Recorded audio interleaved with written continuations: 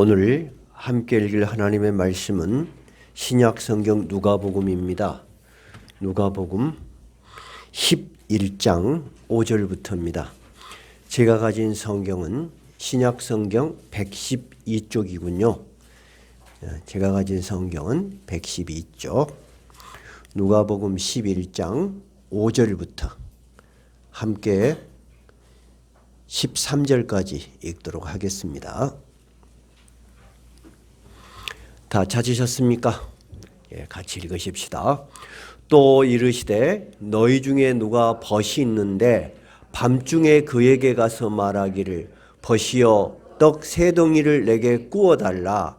내 벗이 여행 중에 내게 왔으나 내가 먹일 것이 없노라 하면 그가 안에서 대답하여 이르되 나를 괴롭게 하지 말라. 문이 이미 닫혔고 아이들이 나와 함께 침실에 누웠으니 일어나 네게 줄 수가 없노라 하겠느냐. 내가 너희에게 말하노니 비록 벗됨으로 인하여서는 일어나서 주지 아니할지라도 그 간청함을 인하여 일어나 그 요구대로 주리라. 내가 또 너희에게 이르노니 구하라 그러면 너희에게 주실 것이요 찾으라 그러면 찾아낼 것이요 문을 두드리라 그러면 너희에게 열릴 것이니 구하는 이마다 받을 것이요 찾는 이가 찾아낼 것이요 두드리는 이에게는 열릴 것이니라. 너희 중에 아버지 된 자로서 누가 아들이 생선을 달라 하는데 생선 대신에 뱀을 주며 알을 달라 하는데 정갈을 주겠느냐.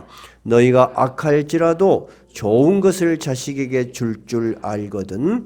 하물며 너희 하늘 아버지께서 구하는 자에게 성령을 주시지 않겠느냐 하시니라. 아멘. 오늘 중심적인 요절 말씀은 9절입니다. 설교가 다 끝나서 집에 가서도 한번 외워두시면 좋겠네요. 9절 다시 한번 읽어볼까요? 내가 또 너희에게 이르노니 구하라 그러면 너희에게 주실 것이요 찾으라 그러면 찾아낼 것이요 문을 두드리라 그러면 너희에게 열릴 것이니라.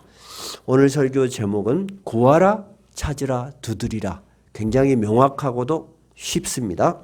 그런데 이 성경 본문의 내용은 쉬운데 그 예수님이 말씀하신 본질은 굉장히 깊은 내용을 가지고 있어요.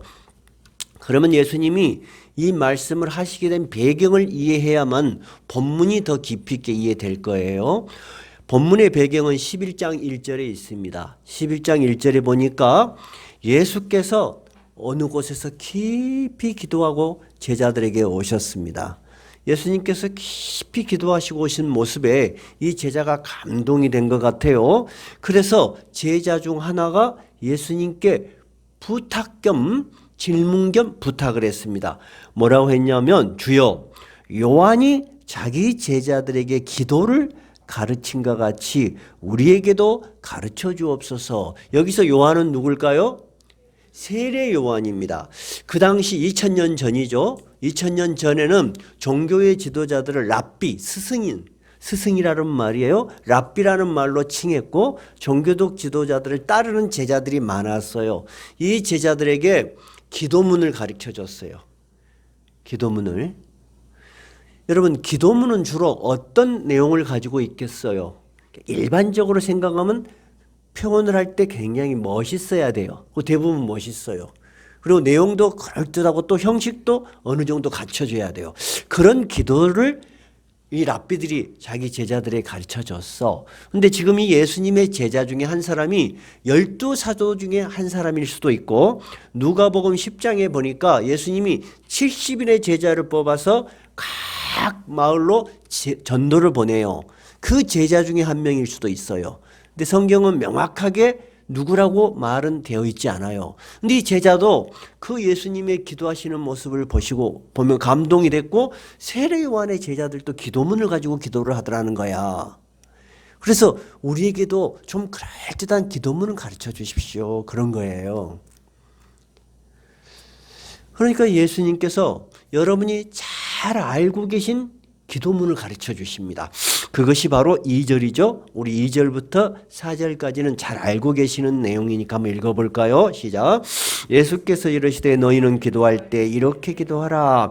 아버지여 이름이 거룩히 여김을 받으시오며 나라가 임하시오며 우리에게 날마다 일용할 양식을 주시옵고 우리가 우리에게 죄 지은 모든 사람을 용서하오니 우리 죄도 사하여 주시옵고 우리를 시험에 들게 하지 마옵소서 하라.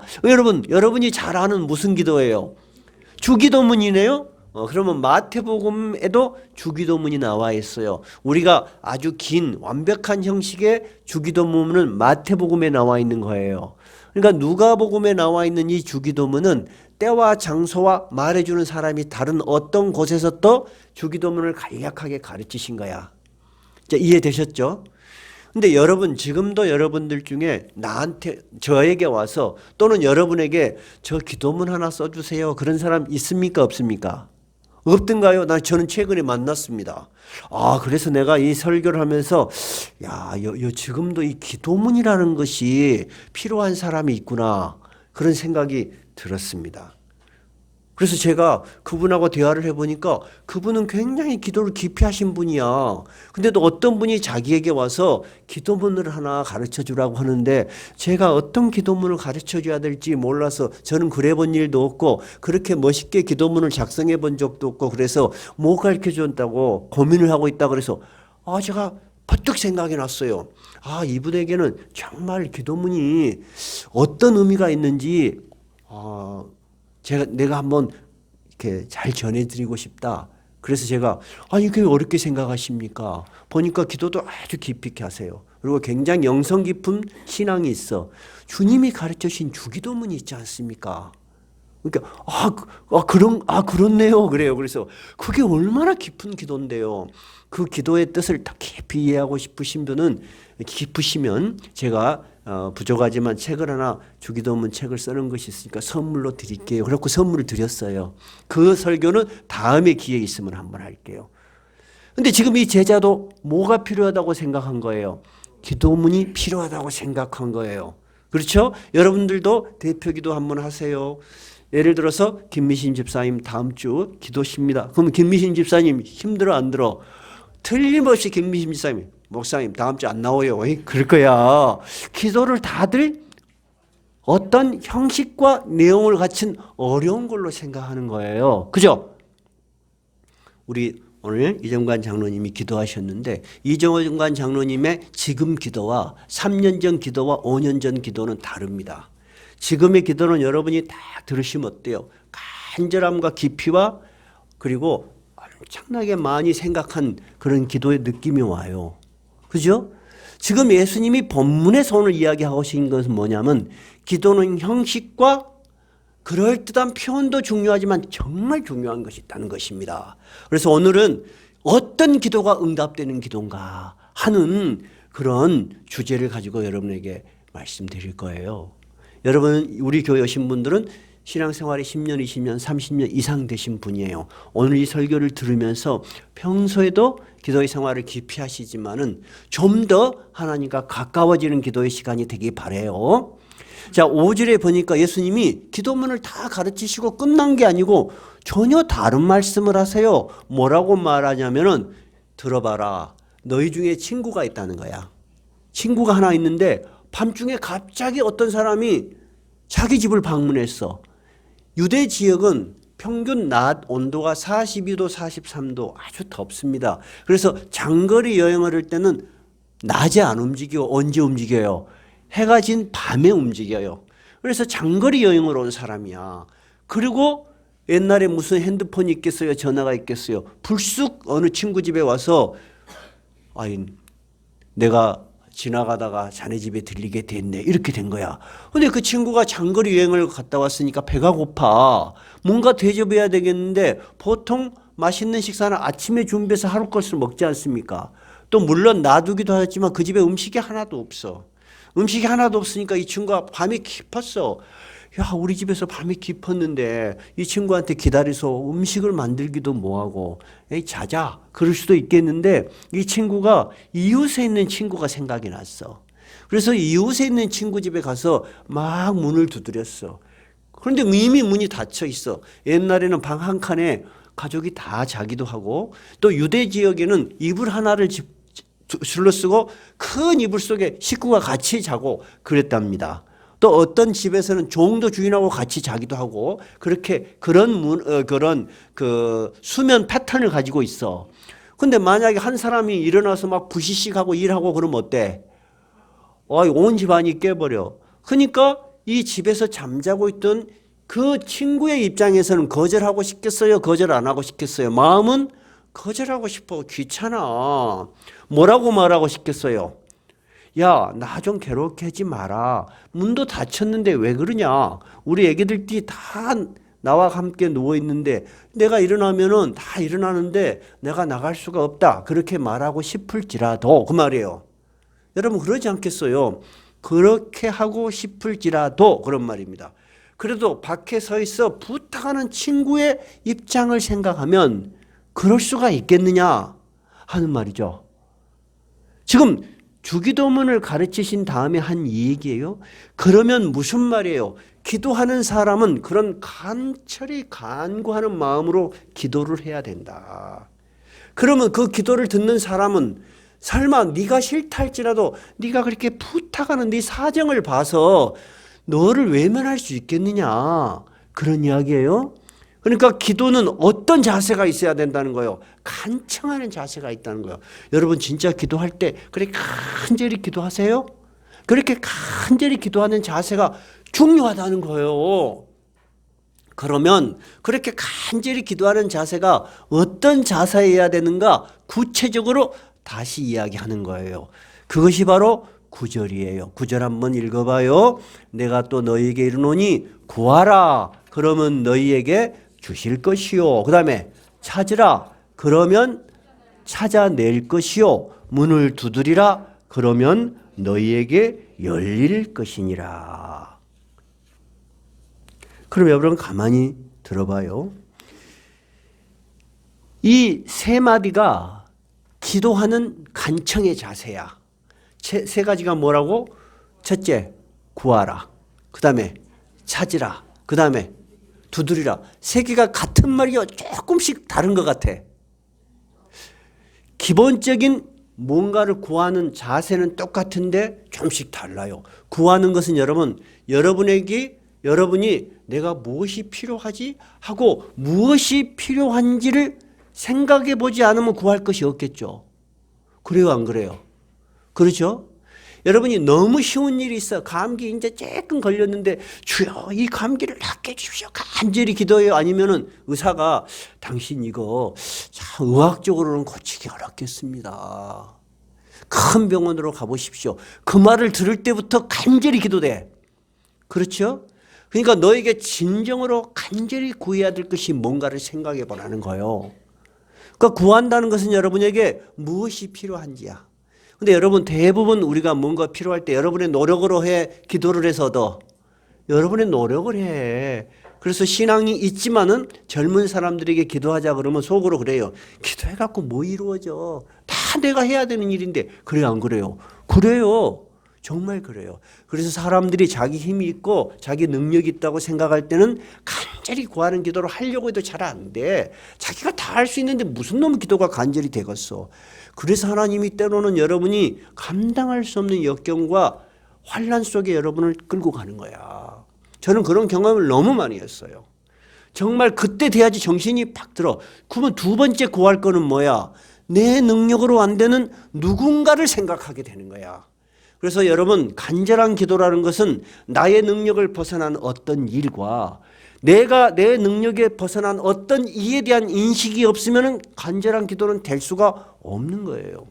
그래서 예수님께서 그러죠. 부자가 하늘나라로 가는 것이 낙타가 바늘기로 들어가는 것보다 더 어렵다는 말이 뭔 말이에요? 부자는 하늘나라에 못 가. 그런 말은 아니에요. 성경에 그런 구절 하나도 없어요. 뭐냐면 인간이 가진 것이 많으면 많을수록 누가 필요가 없다고 생각하는 거예요. 하나님이 필요가 없어. 하나님이. 그 사람은 언제 하나님을 만날 수 있을까 그러면은 시한부 인생 딱 당신 오래 못 삽니다 그럴 때 하나님을 인식해. 우리나라에서 가장 돈이 많고 아주 기억력이 뛰어난 이병철 씨가 신에 대한 인식이 마지막 침상에서 마지막 질문, 백만장자의 마지막 질문 1번이 뭐였어요? 신이 있다는데 왜 보이지 않느냐? 1번 질문이 뭐라고요? 신이라니까. 자기가 가진 능력을 벗어나면은 첫 번째 그 인식의 능력을 벗어나면 신을 인식할 수밖에 없어. 그러니까 여러분 기도라는 것은 이런 거예요. 내가 필요한 모든 것이 무엇인가를 생각하는 것이고, 두 번째는 이 모든 것들이 나의 능력으로 될 수도 있지만 누구의 능력이 더 절실하게 필요한 거예요? 하나님의 능력이 더 필요하다는 분명한 인식이 없으면 이렇게 구하지 못해요. 저도 제가 계획을 세워서 인생을 사는 그런 스타일, 두 번째는 그런 철학이 몸에 배었어요. 생활 습관이. 그래서 저는 항상 10년 앞을 내다보고 설계를 해요. 인생을. 그래서 남은 10년은 이제 하나님 앞에 갈 준비를 하니까 이거 마지막 준비야. 이 마지막 준비를 목회자로 할 수 있게 해주셔서 너무 감사한 거야. 여러분 10년이 굉장히 깊디요. 금방금방 없디요. 금방금방 와. 우리 아이들도 항상 저는 10년 후를 보고 교육을 세워. 근데 내 맘대로 되는 자식이 있을디요? 없어. 한 놈도 없어. 그래서 이제 목회자가 된 들은 내 뜻을 내려놨어. 그리고 하나님께 부탁을 했는데 내 뜻대로 안 하고 하나님의 뜻대로 하니까 훨씬 좋은 것 같아. 여러분 기도라는 것은 분명히 목표가 있어야 돼요. 첫째는. 두 번째는 내 능력 그 이상의 능력으로 나를 도우시는 분이 있다는 하나님에 대한 인식과 존재와 능력에 대한 믿음이 없으면 불가능한 거예요. 그럼 제가 여러분에게 물어볼게요. 나는 기도의 제목이 뚜렷한 것이 있다. 손 들어보세요. 여러분 뚜렷한 기도의 목표가 있다는 것은 삶에 있어서도 중요하고 신앙에 있어서도 매우 중요한 것입니다. 아주 중요한 것입니다. 이해가 되시죠? 두 번째 찾으라는 것은 그건 뭐예요? 찾는 것은 실천적 행동이 들어가는 거예요. 그냥 그렇게 기도하고 잊어버리면 안 돼요. 그렇게 그걸 얻기 위해서 힘쓰고 애쓰는 것이 여러분 기도하는 사람의 모습이에요. 애쓰고 힘쓰지도 않은데 뭐라고 기도해요. 애쓰고 힘쓰는 모든 것 그리고 좌절하지 않고 끝까지 기도하는 그것이 바로 찾으라 하는 거예요. 여러분 찾는 사람이 우리 두리번두리번 없으면 안 찾읍디요. 끝까지 찾으러 다닙디요. 끝까지 찾으러 다녀. 그러잖아. 찾으라예요. 세 번째는 뭐예요? 두드리라. 문을 톡톡톡 두드려. 이 두드리는 사람이 언제 두드림을 멈춰야 돼요? 문이 열리면 끝나는 거야. 문이 열릴 때까지 두드리라는 거야. 인내예요. 우리 삶은 참 깊디다. 길어. 참 길어. 참 길어.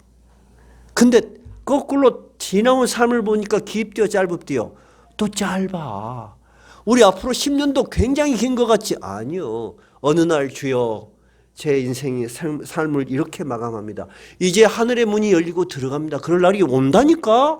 그때까지 우리는 천국 문을 두드리고 있는 거야. 삶에도 마찬가지고 신앙도 마찬가지야, 여러분. 두드리는 사람만이 문이 열리는 감격을 맞이하는 거야. 그런데 예수님이 하시는 말씀이 뭔 말이냐면은 그렇게 너희들이 한다면 10절 한번 읽어봐요. 시작.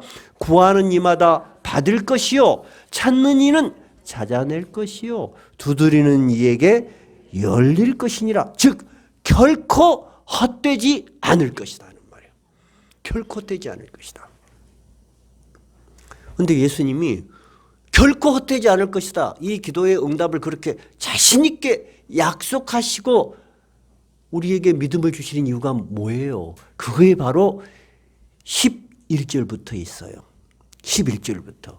예수님이 그렇게 분명하게 말씀하시는 이유가 있어요. 예수님이 이런 비유를 드세요. 11절. 너희 중에 아버지가 있어. 다 우리 아버지고 어머니잖아. 근데 아들이 너무 먹을 것이 먹고 싶어. 근데 생선이 먹고 싶은 거야, 얘가. 아버지, 내일은 생선 한 마리 사다 구워주세요. 그럼 여러분 생선 사다 주겠지. 생선이 근데 없어. 그럼 어떨까? 막 빌리러 댕기겠지. 빌려줄 사람도 없어. 그러면 낚시를 들고 바다로 가겠지.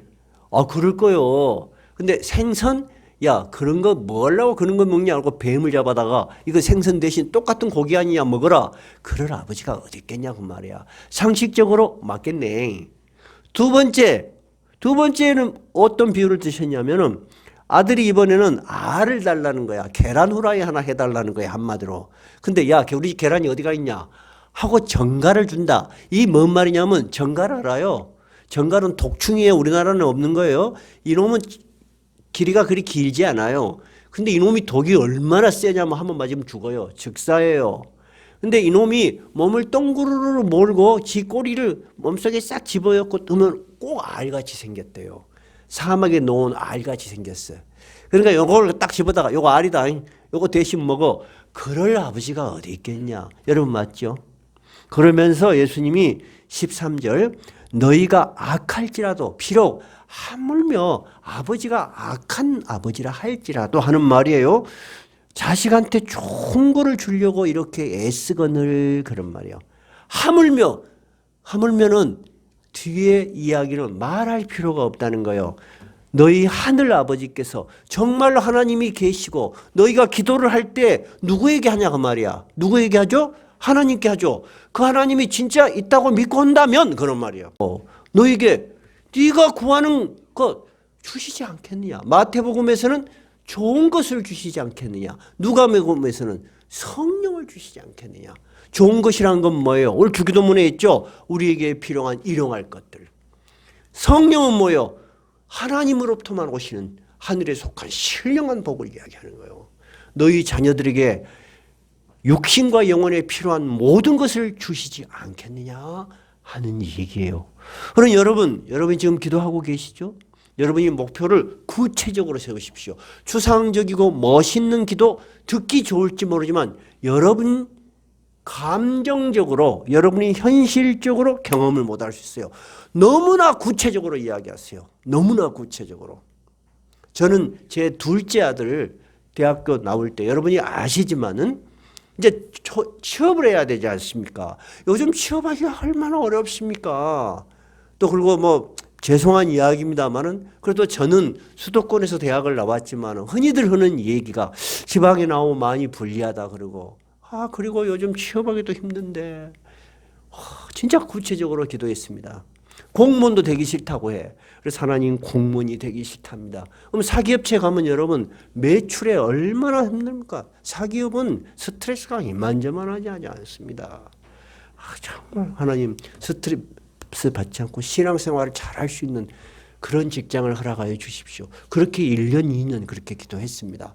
어찌됐든 또 우리 중에는 그런 자녀를 위한 기도들을 하고 계시죠. 여러분 하세요. 하셔야지 됩니다.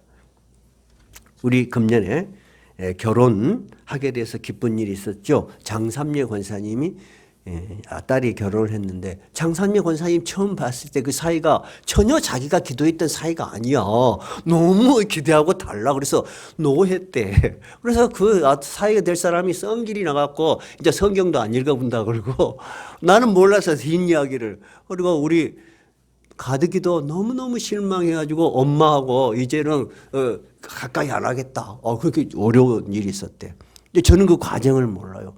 근데 이제 다시 이렇게 선을 보고 이렇게 왔는데 제가 봤을 때는 상당히 마음에 들었어요. 신앙을 받아들일 자세도 돼 있고. 근데 권사님이 겪어볼수록 좋은 거야. 그래서 이제 제가 결혼식이 끝나고 몸도 아프신데 이쁘게 하고 한복 입고 앉아 있었으려면 얼마나 힘들까 싶어서 전화를 했어. 권사님 참 힘드셨는데 피곤하신데 잘하셨네요. 그랬더니 권사님이 좀 힘들었다고 하시더만. 그러면서 이런 말씀을 하세요.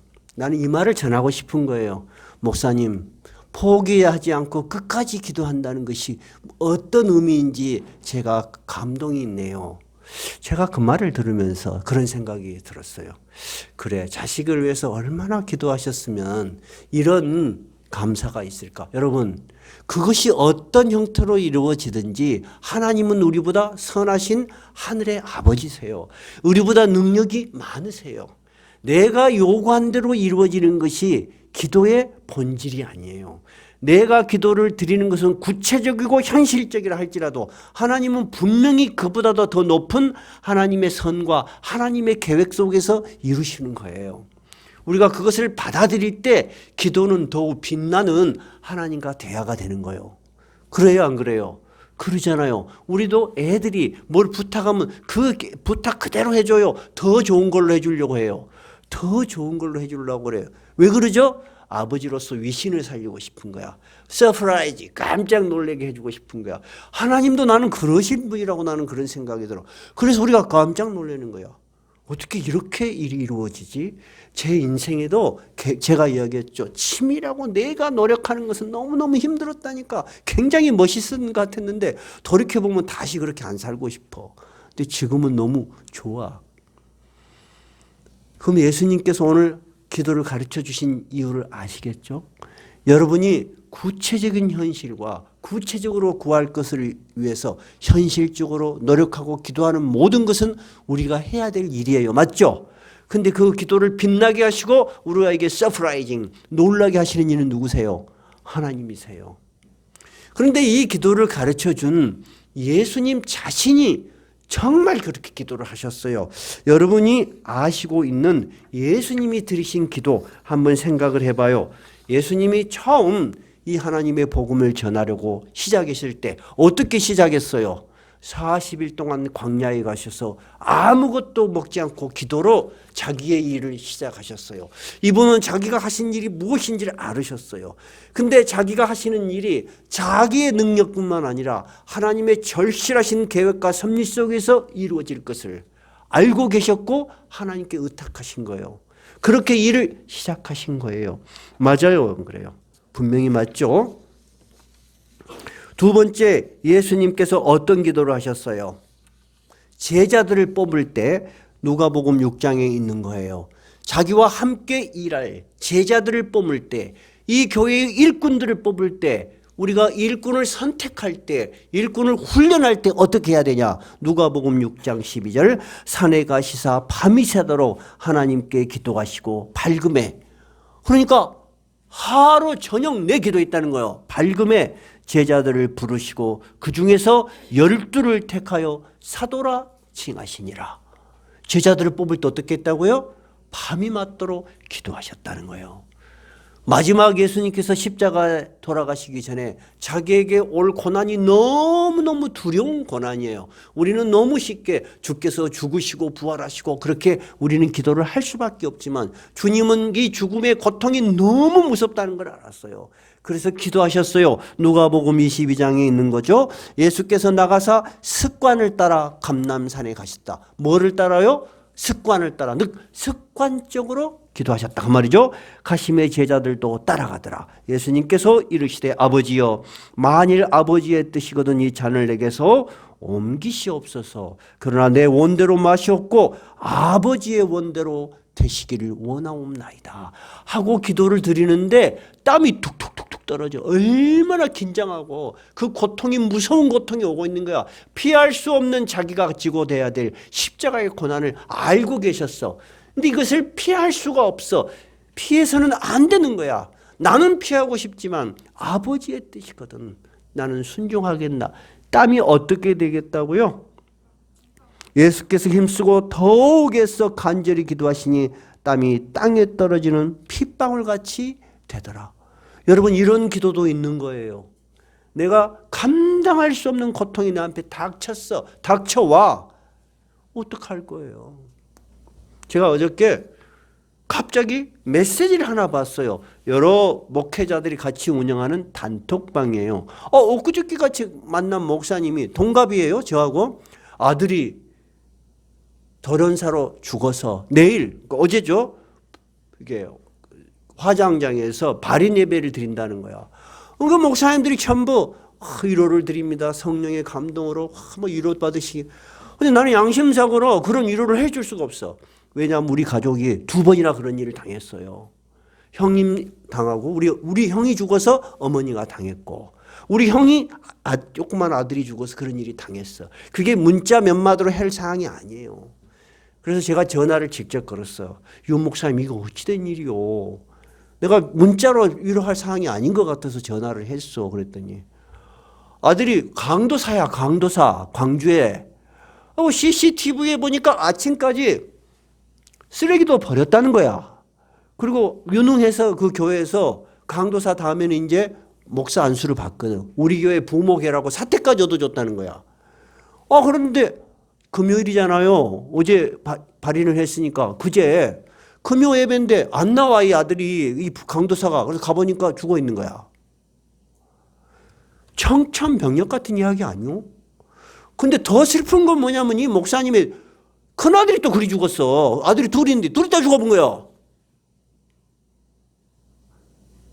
참. 그래서 내가 그 단톡방에 올렸어. 문자로 위로할 사항이 아닌 것 같아서 내가 직접 전화했고 동의하에 간략하게 올립니다 했더니 대부분의 목사님들이 왔어. 모르면 모르지요. 근데 그 예배를 주관하는 목사님이 이런 말씀을 하셔. 그 아들이 죽은 목사님하고 동기래, 동기. 자기가 때로는 목사가 아니었기를 간절히 바란대. 어쩔 때는 목사로 설교한 게 제일로 힘드냐. 아들들이 죽어버리는 그 발인장에는 정말로 설교가 힘들대. 자기 교회 목사, 자기 교회 권사 아들이 영국에서 26살인데 공부 다 마치고 이제 영국 유학 마쳤으니까 한번 여행하고 가자. 그리고 마지막 여행을 갔는데 절벽에서 떨어져 죽어본 거야, 영국에서. 그래서 CC를 그대로 가지고 올 수 없으니까 화장을 해갖고 오는데 얼마나 그 아들이 외국에 갔을 때 교회에서 축하하고 이번에 영국에서 이제 끝났다 돌아오는데 축하하고 그랬겠어요. 근데 죽었어. 그럼 목사가 뭐라고 위로의 기도를 드려야 되겠어? 뭐라고 발인 예배를 드려야지 여러분이 아멘 걸겠어. 여러분 심정 이해가 되죠? 예수님도 마지막 그 기도가 그런 기도였다 그 말이에요. 기도를 하는데 땀이 땅에 떨어지는 핏방울 같더라. 그런데 예수님은 그 기도를 통해서 부활의 승리를 얻었다는 거예요. 우리 성도들이 결코 슬픔에 좌절하지 않아야 될 이유, 기도해야 될 이유가 뭐예요? 우리는 다시 승리할 수 있다는 거예요. 하늘의 문을 우리는 두드리고 들어갈 수 있다는 거예요. 그것이 바로 여러분 기도의 놀라운 능력이에요. 그래서 예수님께서 제자들에게 기도하라고 하신 거예요. 그런데 예수님이 그 기도를 마치고 오니까 제자들은 어떠고 있어? 다 자고 있어. 그러니까 예수님께서 이야기를 하십니다. 누가복음 45장 있는 이야기예요. 22장 45절 46절에 있는 이야기예요. 기도 후에 일어나 제자들에게 가서 슬픔으로 인하여 잠든 것을 보시고, 무슨 말이죠? 당사자 외에는 이런 간절한 기도를 드릴 수가 없는 거예요. 이 제자들은 예수님이 그 간절한 고통의 시간을 같이 기도하자 했건만은 공감대가 이루어지지 않아. 오히려 피곤하고 슬퍼. 예수님이 자꾸 슬픈 이야기를 하니까 오히려 피곤해서 지쳐서 기도하지 못했다는 거예요. 그러니까 예수님께서 뭐라고 말하셨으며 이르시되 어찌하여 자느냐? 시험에 들지 않게 일어나 기도하라. 따라해 보세요. 시험에 들지 않게 일어나 기도하라. 여러분이 지금 너무나 답답한 일이 있습니까? 좌절될 일이 있습니까? 거기서 일어나야 됩니다. 그리고 오히려 일어나 깨어 기도해야 됩니다. 기도만이 여러분 그 문을 열 수가 있는 거예요. 그리고 그 능력이 하나님을 믿어야 되는 거예요. 그래서 예수님이 오늘 주기도문을 가르쳐 주신 뒤에 이 이야기를 하신 거예요. 얼마나 소중한 이야기입니까? 마지막 예수님께서 부활하셨어요. 제자들은 너무 놀랐어요. 그랬죠? 근데 예수님께서 제자들에게 마지막 부탁이 뭐예요? 예루살렘을 떠나지 말고 기도하며 성령을 기다리라. 제자들이 이번에는 기도한다는 것이 뭔가를 이해했어요. 그래서 120명이 예루살렘이라는 두려운 도시를 떠나지 않고 죽음과 공포가 있는 예루살렘을 떠나지 않고 120명이 모두 모여서 기도했어요. 그때 그들은 예수님의 약속대로 무엇을 받았어요? 성령을 받았습니다. 바람소리, 불의 모양 같은 성령이 와서 그들에게 임했어요. 그들이 능력을 받고 2000년 동안 예수님의 능력, 예수님의 약속하신 메시지가 이렇게 계속 이어지고 있는 거예요. 그 메시지의 핵심 속에는 뭐가 있다고요? 기도하라. 여러분, 기도하는 것을 소홀하게 생각하지 마세요. 기도는 오늘 제자들이 어떤 제자가 우리에게도 기도문을 가르쳐 주십시오 라고 했을 때 이 제자가 요구했던 생각은 뭐예요? 굉장히 멋있거나 아주 추상적인 그런 표현들이었을 것이에요. 그러겠죠? 근데 기도는 결코 그렇게 멋있는 말이거나 표현이 아닙니다. 기도는 어떤 거죠? 지금 나에게 필요한 간절한 것들을 하나님께 구하는 구체적이고 현실적인 힘입니다. 그것이 여러분의 노력을 통해서 이루어질 수도 있고 이웃의 도움을 통해서 이루어질 수도 있고 내가 생각하지 않은 전혀 생각하지 않은 방식으로도 이루어질 수 있어요. 그런데 그것은 여러분의 경험의 세계를 벗어나는 거예요. 여러분이 생각하지 않은 방식으로 하나님은 지금도 일하고 계십니다. 그런 것을 경험해 가는 것이 여러분 신앙입니다. 저도 그런 것을 경험하면서 하나님 정말 감사하다. 그런 말이 그냥 표현이 아니고 절실하게 되는 거예요. 그래서 여러분이 구체적으로 필요한 모든 것들에 내 능력으로 한계가 있을 때 좌절하지 말고 포기하지 말고 탓하지 말고 어떻게 해요? 깨어서 기도하시기 바랍니다. 어떤 자세로? 구하고, 두 번째 찾고, 그 다음 두드리는 자세로. 언제까지? 문이 열릴 때까지. 오늘 성경 한 구절 꼭 찾아보고 싶어요. 에베소서 3장 20절. 에베소서 3장 20절. 바울 사도가 에베소 교회에 보내는 편지예요. 이 에베소 교회에 보내는 편지에 우리의 기도에 하나님이 어떻게 응답하시는가? 바울 사도가 3장 20절 21절을 같이 한번 큰 소리로 읽어봐요. 제가 가진 성경은 313쪽이에요. 한번 읽어볼까요? 313쪽 3장 20절. 다 찾으셨어요? 한번 읽어봐요. 시작. 우리 가운데서 역사하시는 능력대로 우리가 구하거나 생각하는 모든 것에 더 넘치도록 능히 하실 이에게 교회 안에서와 그리스도 예수 안에서 영광이 대대로 영원무궁하기를 원하노라. 아멘. 우리가 기도를 하면 어떤다? 우리가 구하는 것, 생각하는 것보다 더 넘치도록 능히 하실 이에게, 그런 능력이 있는 그에게, 그런 말이에요. 교회 안에서 이루어지는 모든 일과 기도 속에서요. 그리스도 예수 안에서, 그리스도 예수의 이름으로 드리는 모든 기도 안에서, 그런 말이에요. 영광이 되도록 영원 무궁하기를 원하노라. 아멘.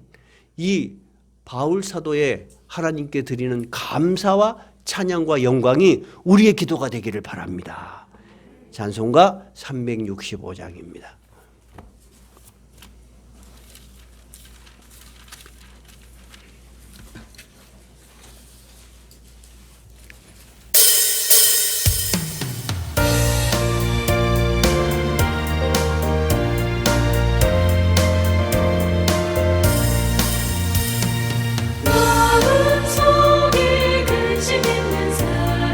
주 예수 앞에 너를 열어 슬